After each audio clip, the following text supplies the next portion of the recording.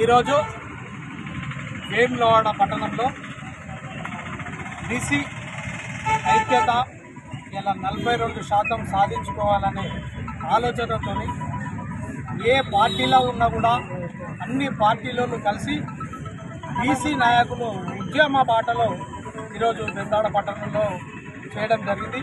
ప్రతి ఒక్కరు స్వచ్ఛందంగా ఇలా దుకాణాలు బంద్ చేసి బీసీ పిలుపుకు న్యాయమైన పోరాటం అని వారు కూడా బంద్ చేయడం జరిగింది. ఒక విధంగా చూడండి, ఇలా పార్టీలకు అతీతంగా ఒక బీసీల ఓట్లు ఇంతకుముందే పెద్దలు చెప్పినట్టుగా 50కి పైబడి 56%, 57% ఉన్న బీసీలు ఇలా అనాగరికంగా వెనుకబడిపోతున్నాయి. రాజకీయంగా, ఆర్థికంగా, మౌలికంగా మొత్తం వెనుకబడిపోతుంది. కాబట్టి తప్పకుండా 42% బీసీల ఐక్యతను కాపాడాలని అసెంబ్లీలో తీర్మానించి ఇలా గవర్నర్కు పంపిస్తే గవర్నర్ కేంద్రం ఒత్తిడితోని ఇలా ఎలాంటి విధానం లేకుండా పాత పద్ధతుల్లో నడవాలని చేయడం అనేది దాన్ని వ్యతిరేకంగా ఇలా బీసీలు అందరూ ఐక్యంగా పోరాటం చేయడం జరుగుతుంది. ఒక విధంగా చూడండి, పార్టీలకు వేరైనా కూడా ఇలా 53 మంది స్థానికంగా ఒక్కటే సామాజిక వర్గానికి చెందిన వారు. వాళ్ళు ఉన్నది ఎంత అని అంటే 6%. 6% ఉన్నోళ్ళు 53 మంది ఉన్నారు. ఇలా బీసీలం 56% ఉన్నోళ్ళం, 52% ఉన్నోళ్ళం, దాదాపు ఒక 4-3 ఇలా అధికారంగా ఉండడం జరుగుతుంది.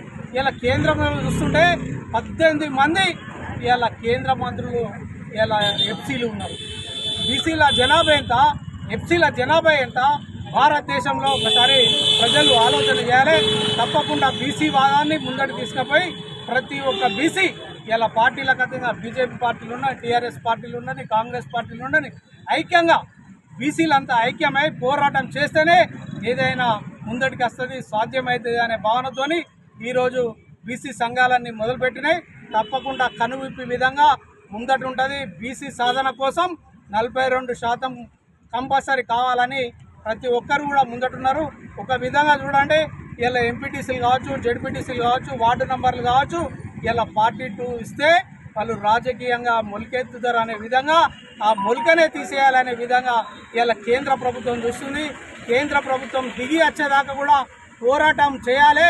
బీసీలు ఐక్యంగా ఉండాలి. ప్రతి పార్టీలో ఉన్నా కూడా అందరం మనం బీసీలు చేయబట్టే ఇలా ఉన్నత స్థాయిలో ఒక 6% ఉన్న వాళ్ళు ఉన్నత స్థాయిలో ఉన్నారు. కాబట్టి తప్పకుండా వాళ్ళు దిగి రావాలంటే మనం అంతా ఐక్యంగా ఉండి పోరాటం చేస్తే తప్పకుండా సాధించగలుగుతాం అనే భావనతోని ఈ బీసీ పోరాటం ఆగది. తప్పకుండా 42% తీసుకురావాల్సిన అవసరం ఉన్నది అని కూడా మనవి చేస్తున్నాం. ఒక విధానం చూడండి, ఇలా తమిళనాడులో దాదాపు 43% వాళ్ళు ఆల్రెడీ ఎంపీలు చేయడం జరిగింది. ఇలా మన భారతదేశంలో ఇలా తమిళనాడు ముందంజలో ఉంది బీసీలలో. ఇలా ప్రతి బీసీ అక్కడ ఇలా అభివృద్ధిగా రాజకీయంగా ఎదుగుతున్నారంటే అక్కడి ప్రభుత్వం సమావేశమై ఇలా ఇవ్వడంతోనే అవుతుంది. ఇలా మనం ఇస్తే ఇలా 70 మంది మనం బీసీలమైతాం. తప్పకుండా మనం సాధించి తీరాలి. పార్టీలకు అతీతంగా అందరూ ఐక్యంగా ఉండి బీసీ వాదన కోసం కష్టపడాలని కూడా నేను మనవి చేస్తున్నాను.